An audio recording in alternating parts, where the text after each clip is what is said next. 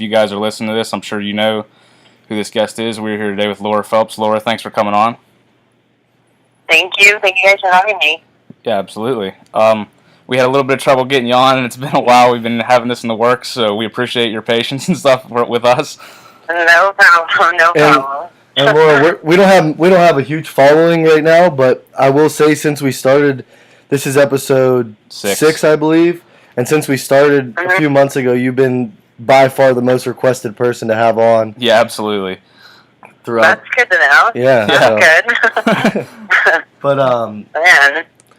Yeah, so a little bit of pressure there for you to start off with. Right. Jeez, I hope I have something good to say. Yeah, I'm sure you'll do fine. But we kind of start every episode and just ask the basic question. You know, how did you get into powerlifting, and you know what brought you into the sport? Oh gosh, it goes back. Like, gee, when I got out of college, I was a runner. So this was 2002. I wasn't really a runner. I just ran all the time. And it was just hard on my body. So I started lifting weights with Shane. He kind of got me into lifting weights, like just for bodybuilding. And through bodybuilding, we kind of made some connections with some people that were kind of in the bodybuilding world, but were also in the powerlifting world, that kind of noticed that, you know, while I was competing, I was still kind of strong, like when I was training. So they talked me into doing some, like, local non-sanctioned powerlifting meets. I did, I think, 3 of them back in 2004 and 5. And I enjoyed it, but I didn't necessarily have any intention of switching to powerlifting. So kind of back then, also, like, those little non-sanctioned meets connected me with another group of people that were kind of dedicated powerlifters who were like, you know, you should try to train for a regular meet. And I was like, all right, I'll do that. I mean, really not knowing what I was doing whatsoever.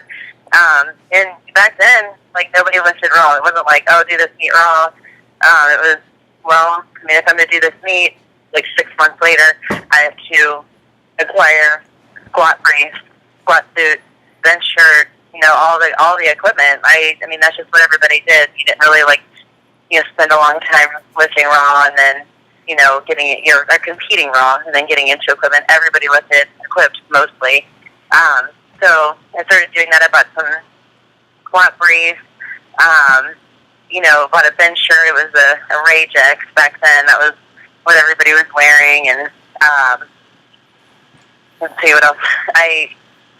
Kind of during that time frame, though, before that first real powerlifting meet that I did, I was working at General Motors in Toledo in the fitness center there, and met one of the GM workers who had a nephew who owned a gym in Detroit, because I was living in Toledo, and his nephew had a gym that was like part bodybuilding, part powerlifting, and he's like, oh, you should go up there if you're thinking about powerlifting. And so I went up there, and there was a group of powerlifters, and there were some that were, you know, still competing, but there was, you know, a handful of them that were retired powerlifters, but they were, you know, I didn't know at the time, but now looking back, they're really, you know, well-known powerlifters, you know, Paul Urchik, Charlie Maxwell, Fabian Wamsgans.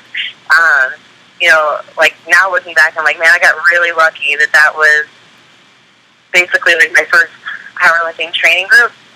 You know, they've been training forever. They took me under their wing. They took care of me. They made sure, you know, that I knew what I was doing and whatnot. They had so much experience, obviously.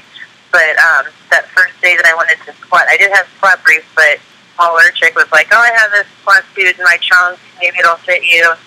And it was a Leviathan, like, you know, obviously the older style Leviathan, not the Ultra Pro that they have now. But Paul brings in this suit, and it was perfect. It was really tight. It took him forever to get it off of me, but that was my suit that I wore for years.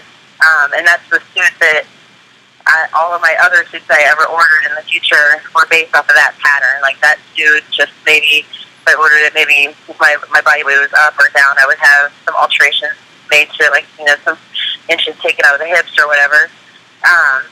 But, you know, he gave me that suit, you know, so there's the suit. I, you know, ordered anything else that I needed, but, you know, I only had about 6 months to really prepare. It was the ATF summer bash in Chicago. It was that was 2005 in the summer, and so I did that meet, and I think I squatted. Well, basically, kind of rewind from that. Like, I would go up to Detroit and train with those guys, and there was like everybody knew what Westside was, but I mean, they didn't really know how to train Westside. Like, I had been watching DVDs and stuff, but didn't really know how to actually train and put it together into a program. So I would go up there on a Saturday, let's say, and we would squat, and we would just spend all afternoon squatting. We would just work up to a max, get in the suits, wrap knees, everything like that, and just work up to a max. There was no real plan, and maybe I would do a few sets of reverse hypers or some leg curls after that, but that was about it. But at that meet in June, at the summer bash, I squatted. I weighed at 165. I didn't cut weight or anything, but I squatted 551 and benched I think 303 and deadlifted I think 440. That was my first meet, and that was the same meet. Becca Swanson was looking at that meet, so I had never heard of her, but here she is at my first meet. I was just like completely mind blown because that was the first meet she ever benched 500.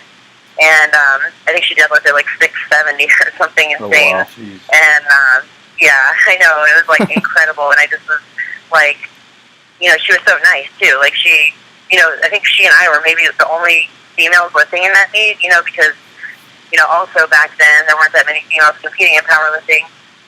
So, I would go to meet, I'd be the only one, or there'd be like 2 or 3. And so she and I were like, I think the only females lifting in that meet. So she was super nice, and I just was like, this is just so much more fun than bodybuilding, and I enjoyed it. Like I loved squatting was like my favorite thing in the world to do back then, and so I just was like, I think I'm gonna make the switch. Maybe I'll do a bodybuilding show in the future, but obviously I never went back to it. I just I did that meet, and then just kept going from there. Did a meet a couple months later, and then did the WPO semifinals that September. So, from June to September was kind of the time frame. I did that meet in June, did a little kind of practice meet up in Grand Haven, Michigan in August, and contacted Karen Kidder, who was the president of the WPO, and basically was like, I know you don't know who I am, but based on my training and these couple meets that I've done, I'm pretty confident that I can break the world record. I knew there was a spot open back then, women, there was only like a few guest lifters in the WTO. You weren't like, there wasn't like there is now where, they actually have like a women's roster. Back then, They didn't have any women in the WTO. There was like maybe 4 or 5 they would let be guest lifters. So Kara Bohegan was always doing the WPO meets, and she had just like torn a bunch of stuff in her knee, so she was out for that meet. So I kind of begged my way into that spot, and did that meet in September, which is crazy to think that the world record back then was 6'11" by Yulia Zagalova, this Ukrainian girl, and she 6'11". I just squatted 551 at that June meet, and so I was like, it was kind of. I think back then I was like, man, I had a lot of balls to think that I was gonna like in 2 months, break the world record that was 6'11". But I just had so much confidence. My training partners were so amazing. I had so much confidence in like the way I was progressing when we were squatting every weekend that I just was like, I think I can do it. And you come September for that. The WPO semifinals, it was like, I didn't even like, it's not like I opened up at like 560 or something. I put in my opener at 617. Like, I wasn't even gonna like mess around with like trying to open light, whatever. Like, to me, go for it. The 617 was what I felt was like a smart opener, and and everybody was there. Equipped lifting was everything back then. So at that meet. That was the biggest meet, so everybody was there. Chuck, every person that was anything back then was at this meet, and so I was super nervous, and I remember warming up, and I think I warmed up to 570 or something like that as my last warm up, and I missed it, like, because I was so nervous. I remember Louis cheering for me, and I was like, I heard his voice, and I just got like super nervous, and so I missed the weight, but I didn't have time to like retake it or change my game plan. Nothing. It was just this is what it is now. I've got to like go out there and somehow squat 50 pounds more than what I just missed in the warm-up room. And I remember being incredibly nervous, but still like pretty confident. And so went out there, and so I opened with 617, and I made that easily. Jumped to 661, I made that. I jumped to 683, and I made that, and then took a fourth attempt at 705, and just barely missed it. Kind of like windmilled at the top into the hook. So it was like, I mean, from then on, that day is the day I got sponsored from Isner, and like things, like it was basically that day that everything just changed. You know what I mean? It was like from going from nobody to, all right, like we're in this now. You know? Yeah, absolutely. That says a lot for, you know, to go out and, you know, open with, you know, you weren't, for lack of a better term, you weren't fucking around when you went out and opened so heavy. And the fact that you had that confidence to go out and open so heavy and just challenge a world record like that, that says a lot for the mentality of powerlifting, especially at that point. Like you said, the gear lifting was big and so many crazy things were happening in the sport. You mentioned at that meet, Louis was there cheering you on and stuff, and I'm sure that was a crazy experience in itself. But so I mean, I'm sure everybody that knows you or anybody that knows anything about powerlifting obviously knows who Louis is, obviously knows who what Westside is. Could you give us a little bit of background, like, okay, from that meet, how did you segue into, you know, getting involved with the Westside community and all that? So Louis, I met Louis at that meet, and you know, and whatnot, but I didn't like actually start going to Westside to train at that point. I went back home, and one of the guys that I met during one of those little non-sanctioned meets I did prior to doing like a real meet, it was just like a push-pull meet, was Jason Fry, and he was training at Westside but lived in Fremont, so he lived kind of close to Toledo. He would just travel to Westside to train. He was a bench-only guy, and so basically connected with him and started traveling down to Fremont to train with him a little bit for bench. And he was like, it was after a few months, he was like, you should come train with me on a Sunday. They trained really early in the morning. He trained under George Halbert. So he's like, you should come train with me on a Sunday. And I was like, are you sure I'm allowed to do that? You know, I was just like anybody else who's like, I mean, are you allowed to like walk in the door there? Yeah. And he was like, yeah, you're my guest. You can come with me. And so I went with him on a Sunday morning, and then just basically started going with him every Sunday, you know, and Louis was fine with that.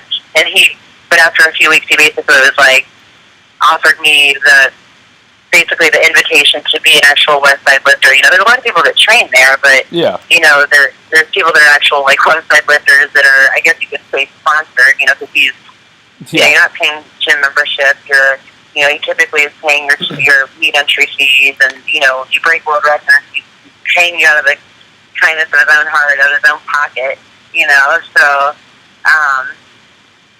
he, it was basically, that was, I think, in the winter then, so just a couple months later, after that WPO meet then in the winter, I started training there, but I still kind of, like, I would go up on every Sunday I went, because I just really liked and benefited a lot from training with George for bench.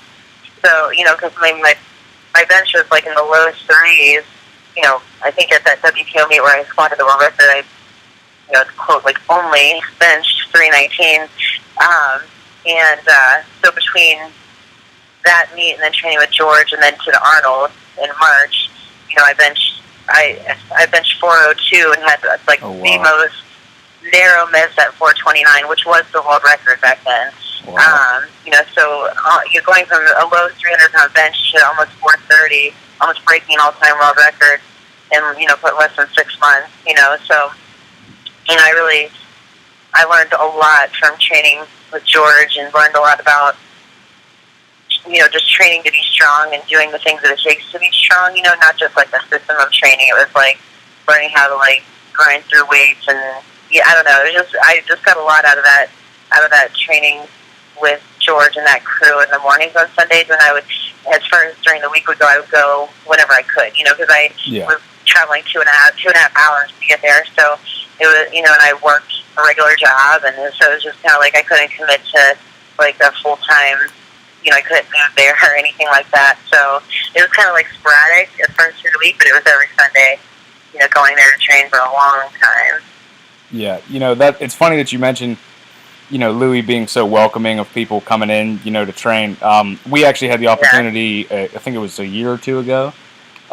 We have a mutual friend, or not a mutual friend, but we have a contact at Westside that we just went for a tour, and Louis actually offered us the opportunity to use the gym and train that day. He asked if we were training, we said yeah, and he kind of, which was a crazy experience for us. You see all the videos, you read all the articles, you watch, and try to learn as much as you can, and you get to meet the guy.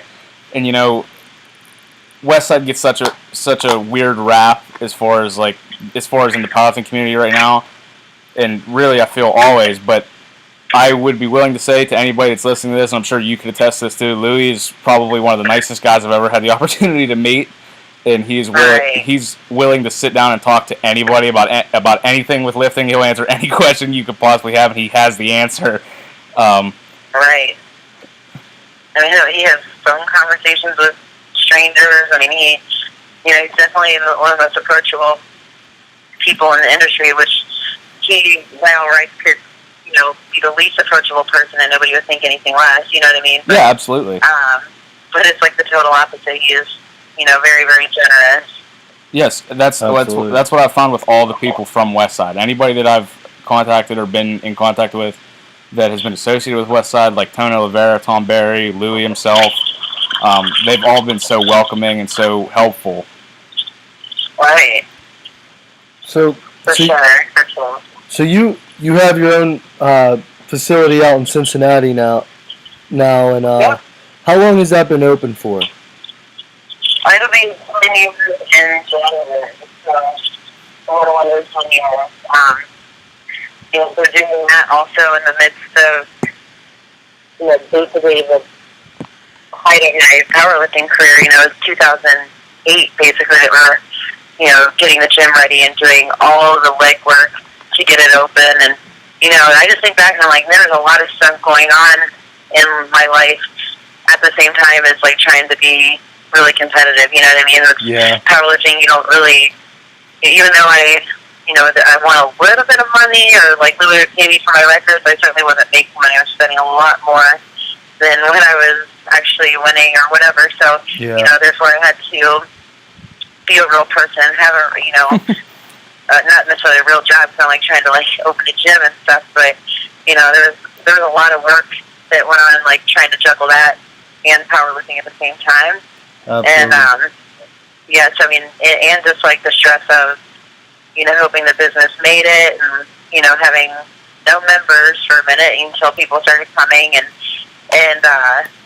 for a long time, having the gym open, it was great because I had everything at my fingertips, every piece of equipment that I would need to train, but I didn't have any, like, steady training partners. There was one guy that would drive down from Middletown, and we would train together on a Saturday. He would come down and squat, but that was it, I mean, I think back to that now, and I'm like, geez, like, this past Saturday, there was probably 35 or 40 powerlifters in the gym, and it's not a huge place, it was just absolutely packed, good, good vibes, good energy, and I think back then, it's like, man, it was just me and him, but it didn't matter, like, I still broke world records, like, I probably, like, get super frustrated with people, like, nowadays, if they're like, oh, man, like, our song's not on, or the atmosphere's not good, or, I don't have, not enough spotters, whatever. It's like, oh my God, like, none of that matters, you know what I mean? Like this, now in powerlifting, it's people are really lucky, like, because there's just so many people, and there's, just so much more. Yeah, there's meets everywhere. There's meets everywhere. There's gyms everywhere now. Before, it seems like had to travel 2+ hours to go somewhere that had something to accommodate you. The cool thing about your Sure. facility, is you guys cater to CrossFit as well, right? Yeah. So we, about 4 years after we opened, or 5 years, opened like on the other side of the building.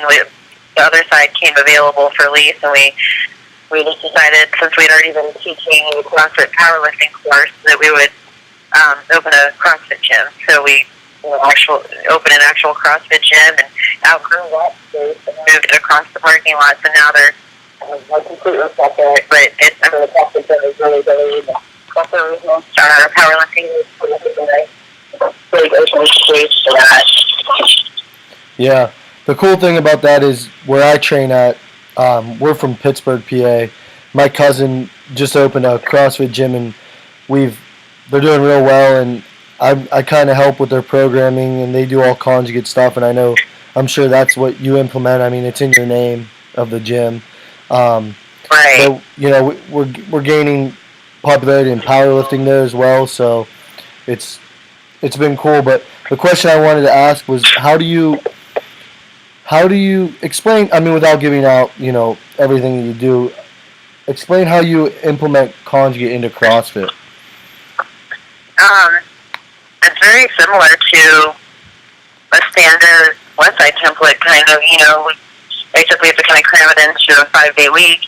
Our class members, it starts with, if you take like the competitive programming, we've got competitors, and they do like the full, they do everything. They do the main movement, all the accessory work, abs, finisher, Olympic lifting, gymnastics, all their WODs and whatever. And then it trickles down to class, because they have 1 hour. So we take the same exact program that we do for like the elite level CrossFit athletes that are competing, and then we modify it down for class that day. So basically, it allows for our elite CrossFitters to integrate into class. Like, we really want that they take class, do class, and then finish all your other stuff afterwards. So like on Monday is max effort lower. So we rotate between a squat or a deadlift, or occasionally a good morning, but different variations of it. And you would think a lot of people are interested in implementing the conjugate system into their classes, but they're like, oh, I don't think my class members would like it, or whatever. We have a couple hundred members who absolutely love squatting with chains, or doing all the different variations. It is very 100 max of a specific variation of squat or pull. Then they do one accessory movement, obviously something targeting lower body, hamstrings primarily. Then they do the workout of the day, the metabolic conditioning aspect of it, and a lot of times that piece will also complement that day. So if it's a lower body day, you're gonna have wall balls or deadlifts or something in the WOD. Almost to give you kind of a little bit more accessory work, and then there's the finisher too. Which, if there's not enough time for the finisher, all of our class members usually do it, stay after class and do it, when the next class starts. It's usually 100 band good mornings or something, and it's a lot to fit into an hour. But as long as your coaches are trained to do it and be organized and be motivated, we fit all of that in. You have to be organized. You have to have a very effective warm up that's not too long. You have to set a timer for the max effort, or even if it's dynamic effort, whatever. Set a timer so it's this is when we stop. Go right into the accessory movement, and then get the WOD started. So it just takes a lot, being a coach, being very organized. But we do it every day. Tuesdays dynamic effort upper. Wednesdays all Olympic lifting, Thursdays dynamic lower, and Fridays max upper. So we've been doing that for 5 years now. 5 years that we've been open, and our class members love it. We've got not just young people, we've got people in their 20s, and we've got people in their 70s, and they all do some variation of it. Some people obviously need to scale down a little bit, but our members are really strong. We have a lot of really functionally strong people. When they go to competitions, they do really well. They recover really, really well between workouts. And I really attribute that to the conjugate system. Yeah, I agree. The way you described how you have it laid out is very similar to how we do it at our facility, and Uh-huh. I think at first people are like they tend to push it away, conjugate, like when they see like the heavy training and stuff. But now that we've been implementing it for it opened at the beginning of this year, and I think since like the conjugate stuff is and people are getting stronger and everything, I think they love it now. I think it's Yeah, awesome. for sure. Just when you cycle heavy lifting back around and they see how much stronger they're getting and how much easier that makes wads and everything, I think that's really cool. I think you made you made a good point too with how you're more expert level people. You program accordingly to them. I think that's a really big area where coaches and other CrossFit gyms tend to mess up is they have one cookie cutter program where everyone's doing the same thing. So you have the elite CrossFitter who's doing the same thing as like the 60-year-old woman that just started and has never touched a barbell before. I think that's where people screw up a lot. Right. We try to like streamline it a little bit so that it helps our community. It doesn't like we had a problem years ago, like kind of when we first started, where it was like the elite level CrossFitters were doing like complete different variations, and so they're over here doing this thing, the CrossFitters over here doing this thing, and the community ended up feeling like totally segregated from this group of people, and they felt like, they weren't getting the same service or level of service or attention as these people were doing. So we're like, okay, like, here's what we're going to do, we're all going to kind of do the same thing, but like the elite level CrossFitters, there might be like only the main movement, that way they can do class, they can do it together, and it helps so much, because then it's like, oh, I'm working out next to so-and-so, and they're really good, and, they're pushing me, and I'm pushing them, and, but then that competitive CrossFitter, then, I mean, that's only one chunk of their day. They're going on to do a lot more, volume and accessory work, and, ab work, and, conditioning and things like that, so it did help the community a lot to streamline it a little bit more. Do you guys have like regional athletes, games athletes at your facility? Yeah, I mean, we had 2 regional females this year. We've always had a regional team. This was the first year we haven't had one, but that was because we had people that wanted to go individual, and we had a couple people that just decided not to compete this year, and so we didn't have a team this year. But we had 2 regional athletes, and then we had a game, a Masters 60-year-old competitor competing this year. She was in 3rd place, almost in 2nd. She was able yesterday, so that was a bummer. But she's incredible. Like she's been with conjugate since she had never done CrossFit before. You said that like her first experience with CrossFit was with us, and kind of built her up to be a game competitor. Last year she got 3rd at the games, and she's just a good ambassador for conjugate. Yeah, just to backtrack a little bit, you mentioned having knowledgeable coaches, and one of the things that I find that people have a problem with as far as conjugate goes, there's so much information out there, and the system itself, in its simplest sense, is very, very easy to understand. Yeah. People kind of misconstrued it because they see, obviously conjugate is very, not so much anymore because of people like you who are out being ambassadors for the system of training and showing people like, hey, this isn't just for someone that wants to squat 1,000 in a squat suit. You know what I mean? And, exactly, yeah. You were one of the people, at least I know for a fact just because I follow all of your stuff, you're one of the people that, especially on your social media, you're very present in, giving people small lessons on conjugate, giving people movements to do that could be applicable to anything. And that, like I mentioned before, that I feel like that's one of the biggest things is as long as you have somebody that's knowledgeable enough to apply the program correctly or the system of training correctly, it's something that, and this is something that we always preach on this podcast, and this is one of the reasons we started doing this, is there's so much misinformation out there about certain forms of training that we want people to understand, as far as our guests go, it's been heavily conjugate so far, just out of people that we want to talk to, like yourself, like Anthony Oliveira. We're having Nate Harvey on, people like that. But if you have knowledgeable coaches and they know what they're doing and they know how to apply the program correctly, it's not difficult and it can work for anybody. Right. That's fair. Green Jersey worked on this story today, and it was just a simple statement, but it was just like, think pretty well, if you think the conjugate doesn't work for everywhere, then you probably won't work it. Or something along those lines. It's like, what I see is that when it doesn't work for someone, it's a couple things, it's that they didn't, you have to believe in what you're doing no matter what. Absolutely. You have to believe in it.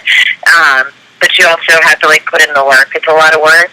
And so what I see when people do it wrong is that they literally, they'll see the accessory work. I can't even describe how important accessory work is because it's 80% of your training. Yeah. So if you just, do the main movement and then you just screw off for the rest of the workout, you're probably not going to get much out of it because, that's the whole purpose is to do this accessory work, to build your posterior chain, put effort into that. Yeah. And so you see people just, that's kind of where it goes wrong, is they just don't put in the work.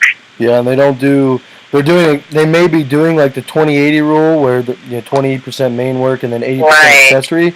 However, the accessory work they're choosing, they may just be lazy and they're doing what someone else is doing, but they may be completely different from that person. They may need hamstring work, the other person may need hip work or something like that. So I think that's what I try to stress people, is choosing your accessory work is huge, because that's kind of where you build your armor at, and you get so much more work accomplished. Right. That's the other thing too. I mean, the thing about conjugate that I like a lot, and that I've found with the lifters that train conjugate, anybody that I've reached out to that's been higher level, such as yourself, such as Anthony, such as Tom Barry, whoever, conjugate is a system where, you could have somebody do your programming. Obviously, I'm sure at your gym you do the programming for your CrossFit athletes, you do the programming for your powerlifters, however that might be. But conjugate is a program where it will, in my opinion, it is the best option to set you up for success later as far as becoming even a farther along intermediate or advanced lifter, because you could get a program just any linear periodization program or anything along those lines. You get a piece of paper that says do 5 sets of this or do 4 sets of this. You don't question it, you just do it because it works. However, conjugate, you have to, if you have a group of training partners myself and Josh, we train together a couple times a week or once a week or whatever, you have to have those training partners to say hey man, you're pitching forward, hey, you're doing this, hey, you're doing that. And you yourself have to research and, plan your assistance and accessory work accordingly. Right. So you're able to learn, when you become an advanced lifter, and there's only so many people that can help you who you might not have access to, you will learn how to program for yourself, and you're not just blindly following somebody else's recommendation for what they think you need, but what you might actually need might be something different. Right. Exactly. It does teach you a lot about yourself for sure. Even if just doing this, you start to learn what works for you and what doesn't. And, exactly. So if anything, even if you follow a program, if you hire a coach or whatever that does conjugate, no matter what, you're going to learn a lot from it, and to be able to go out on your own. Mm-hmm. When you made the move to Westside and at your own facility, how important do you think was it to have training partners, good ones? Very, very good. I don't let people use that as an excuse. I see plenty of really good lifters that, for some reason or whatever in their life, they have to train alone or whatever, and they still make progress. So it's not necessarily an excuse or a requirement, but it is very helpful. I always use the example that I was, I remember I was kind of stuck. My bench was stuck around the 450, 460 mark, and I was just I didn't realize that when I was doing my accessory work, on my own, I wasn't really. I thought I was pushing myself, but I was kind of doing the same the same weights or whatever. I really wasn't like pushing my weights any harder, and I felt like I was going hard. But then around that time, I acquired a training partner, and she did bench only, and she was very strong. She was, kind of went between 198 and super heavyweight. Her name was Barb Cage, and she came along, and I started training with her for bench, and she got strong quick, and she was like on my tail for everything, And so all of a sudden, like now I'm like pushing myself because we're all competitive, and like friendly competition. You're trying to like stay ahead, and so just the simple fact of like trying to stay ahead of her in training, and like she was doing 75 on dumbbells, and it was like I got to do at least 80, and like all my dumbbell weights started going up, and just simply changing or just simply pushing myself harder in my training, like having someone there that forced me to do what I didn't know that I wasn't doing, really brought my bench up. I was kind of in that 450 range, 460 for a while, and next thing you know, it was like 500 came along, and I kind of broke through that barrier, and 500 was no longer a problem anymore. And I remember there being a significant change in because of that. And so yes, training partners are very important, and training with people who are going to push you that way, like. Not necessarily, I never needed someone to like yell at me or, get me hyped or anything like that. I'm very calm. Like I don't need like a lot of like, whatever, not a lot of hype.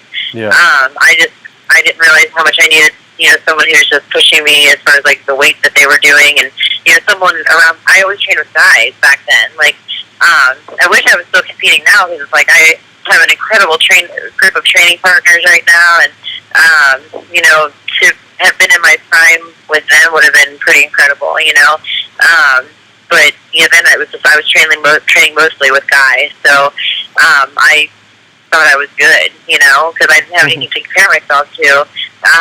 But then, getting a female training partner who was,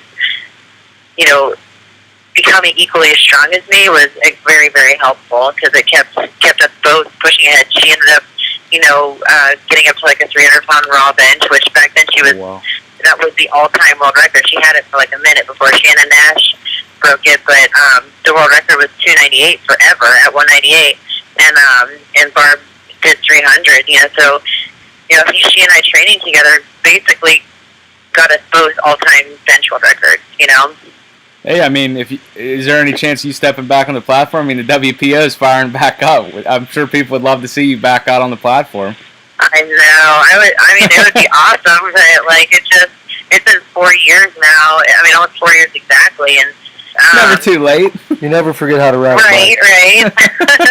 The thing with like women's powerlifting that people don't understand at that level is that there's just a lot of things that other people don't have to deal with. A lot of guys don't have to deal with. Like there's a lot more than a female sacrifices to be at that level. Absolutely. Yeah, that's very put true. it simply. Absolutely. And it's like there's a lot that I sacrificed, and a lot that I did, and to be at that level that sometimes you just like get to a point where you're like I love powerlifting, I love competing, but I don't love all the other stuff that comes with it, and and it's unfortunate, and some people don't care and they'll just keep going with it, but I I did care, and I also kind of became a lot busier at that time with work, and I just was like, okay, one thing I've also sacrificed is building a career and like a future for myself. Yeah. And it's like if I go back to like being all about powerlifting and competing and stuff, it's just that again then takes the back burner, and I just I'm getting older, so I have to like have something other than powerlifting. Yeah, it's awesome to see when people push it to the very end, but it's also awesome to see someone that is intelligent enough to know, you were in your prime, you had your time, and you want to focus and develop yourself in other areas, which is a great thing for you as a person, and I respect the hell out of that. And what's cool too is, although you aren't competing anymore, just how much knowledge you're still passing on, and still how available you make yourself to the sport. And, absolutely. And how you've passed the conjugate method on to other things like CrossFit. Yeah. So it's cool because Gray kind of touched on it earlier, but conjugate does get a bad rap sometimes, the conjugate method. But I think I'm starting to see a trend, and you can speak how you feel about it. But I feel like conjugate method is making its way back around, and I feel like it's going to be extremely popular within the next few years again. With even with like the whole raw lifting movement now. Oh, I mean, for sure, people are. It is. I agree. It is starting to come back around, and you're seeing people being more open-minded to, even if not completely, but in some way, incorporating the conjugate system into their training. And like I think for a second there, it was like so much hatred for conjugate because it was like that's when people were really pushing to put raw lifting back on the map. So it was like we got to be anti-conjugate, anti-Westside. Yeah. So it was just like no matter what, we hate Westside, so we hate their training. But now it's like okay, like we're all like done with that. So and then equipped lifting is. I mean, people are just over it basically, but also people are being able to see results from people that are doing conjugate work in their raw training. Like, oh, okay, it's like it does work. Untenable, it does work, and then equipped lifting is sort of making a little bit more. It's kind of back on the swing, and I mean, hopefully even more with the WPO coming. Yeah, absolutely. But so I think people are just therefore just more open-minded to incorporating it. Yeah, I know how many dirty looks. Like if I tell people at the gym and stuff, and you tell them you train like conjugate, and they say, "Oh, well, isn't that Westside?" And you get all these, like dirty looks almost because they do like DAPP and RPE and all this stuff, and not to bash other programs, but that's kind of like the cool hip thing now in raw lifting. So to see people coming back around to the conjugate method in raw lifting, since it's so popular now, it's pretty cool to see all this work that people like yourself and Louie and everyone have put forward to still be sticking around. Right. It's no matter what, it's not going anywhere. It's just going to have its highs and lows, and it's always going to be around because of its effectiveness in sports in general. So it's, as long as it's like still producing results in a ton of different arenas, like it's just always going to be. I don't care what people say. It's always going to be there. It's always going to be king. Yeah, absolutely, and that's there's programs out there now, and I'm sure if you've been around long enough that you would know. Some programs come and go, and some of them, they might work for a while, but then you find out they're bullshit. Conjugate is science. It's not going anywhere. It's proven. It's a method that works, and it will work for anybody. I mean, you mentioned you have an older woman that does it. She never got into CrossFit before she started working with you, and she's having amazing results. So obviously, it works. Right. So I do want to touch on one thing. I've had some people ask me when I let some people know that we were going to have you on. You mentioned before, like earlier on, talking about how when you got into powerlifting, they would have just as far as women's powerlifting, they would have just guest lifters or whatever they had. How do you feel about now? Women's powerlifting the past year, 2 years, 3 years has really blown up. You know what I mean? I just wanted to get your thoughts on how awesome it is, or how you feel about the women's powerlifting and how it's been blowing up lately. It's obviously incredible. I mean, we host the women's program, and we started that in 2012. Yeah. So this will be, I think, the 12, 13, 14, 15. This will be like the seventh. This was the seventh year for it this year. Started back in 2012. It was. We had a lot of lifters, a lot of female lifters back then.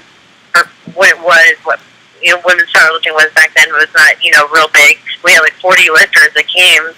I was shocked. I was like, how am I gonna be able to host a competition that's women only? You know what I mean? There's not that many. Especially that in this area or that will travel here.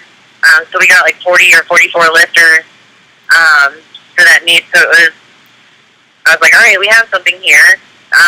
And people had a great time. Like it was just in a sweatshop. We didn't have the CrossFit gym yet. So it was, took a bunch of equipment out. We just crammed everybody in there, and it was just really good energy. I mean, even a lot of the Westside guys came to watch, and they were like, "Man, this is one of the coolest meets we've watched." Just because, I don't know, the girls were just a lot more energetic, and they were cheering for each other and yelling for each other, and so it was just like a really good vibe. And so we decided to keep having it, and but at the same time, that the meet grew, or that women's powerlifting grew, CrossFit was growing too. So I mean, I've always said this, and I attribute a lot of the success or the growth in women's powerlifting to CrossFit, because CrossFit has exposed a lot more people, a lot more females to lifting weights than anything did before. Before it was just it was not cool to lift weights if you were a female. It was, there were people that did it and whatever, but now it's everywhere I go now, it's just older, women in their 60s and 70s and whoever, people are just oh man, they see, it used to be man, if I was out in public and my muscles were showing, it was just I was definitely going to get dirty looks, you know what I mean, just ew, and now it's really cool, it's over at the CrossFit gym, we've got all these women that probably would never have thought that they'd be excited about max deadlift day, you know what I mean? And now they're super pumped about it, and they care about it. They actually record the results. They care about what they got last time, what they got this time, and these are people. These are women that have no interest in competing in powerlifting or maybe even CrossFit either. But they think it's awesome to lift weights, and now it's okay to have muscle. I mean, now that it's even not just okay, it's attractive to have muscle. And, so CrossFit really helped change that idea. So, therefore, not just that, but also CrossFit, there's a lot of people that have switched over to powerlifting from CrossFit. They started in CrossFit, decided they didn't want to do the quads anymore, but they really enjoyed doing the lifting, and so the sport of women's powerlifting has acquired a lot of athletes just, from CrossFit. So that's helped a lot. I really think that was what sparked the whole movement, basically. So it's incredible. I can't even believe that I look around in our gym alone on a Monday, Wednesday, or Friday morning, and there's 15, 20 girls lifting. That's just one crew. We've probably got 30, at least 30 competitive, female powerlifters at the gym, at least. Which is it just blows my mind. If you would have told me that 8 or 9 years ago, I'd have been yeah, right, there's no way. But it's incredible. And now the women's meet it's a 2-day meet now. We had to make it a 2-day meet because it was just selling out within 2 minutes. That's awesome. So yeah, we made it a 2-day meet, amateur day on day 1 and pro day on day 2, and we're having 130, 140 total women lifting. And they love it. This is the meet they look forward to all year long, because it's just all female, so that it's just going to be a little bit more energetic, and they don't have, I don't know, they just feel more comfortable when it's just all females lifting. Yeah, that's one thing we talked about on our episode with Anthony Oliveira. It's something that I never understood, was why powerlifters always want to push CrossFit away. It's kind of I don't know, it just seemed, but in all reality, they're actually the ones that popularized the sport and brought so much into it. Right. And I see all these people talking bad about CrossFit. In all reality, it's they're the reason we can have some of the nice things that we have now. Yeah. Yeah. It's exactly. We don't always need to be we're always going to be kind of a non-popular sport, but someone comes along and helps us, and we just still want to push them away. It doesn't make much sense to me. Right, for sure. It's silly, but hopefully it's changing. It used to be so bad. Oh my gosh, even in our own gym. But now that we've had all these years of coexisting with our CrossFit gym, now it's they coexist very well. You know what I mean? They respect each other. The powerlifters respect the CrossFitters, and and they, especially because The year that we had a team that went to the games, 2014, we had 2 guys on our CrossFit team. That was the year they did a max deadlift, and 2 of our guys pulled over 600, you know, and one of the guys was 175 pounds, you know, doing a raw deadlift of 600. He's not even, God knows what else he did that day or the day before, you know, at the games, you know, to, you know, pre-fatigue himself, you know. It's just like, oh, next event, pull this max deadlift. You know, he pulled 610, I think. And, you know, and it's just like, that's a respectable deadlift for an actual power lifter, you know. So I think they're starting to see, like, man, I think they're starting to respect the level of work capacity that they have, you know. And they're not just, like, flailing around on a bar and doing, you know, circus tricks or something like that. So. All right, Laura. Well, we're running up against time right now, but I want to take a second just to thank you again for coming on and talking with us for a little while. You're welcome. You're welcome. It was very fun. Yeah, absolutely. Is there anything you would like to plug, or where can people find you if they want to find all your information and stuff like that? Really, like my social media. You know, the Queen Bee Power on Instagram. And then I'm working on a website, which will be queenbeepower.com. That'll be up soon. But that'll also have I do have people that can subscribe to CrossFit or powerlifting programming on wadfollow.com. If they search conjugate, you know, they'll see the different subscriptions.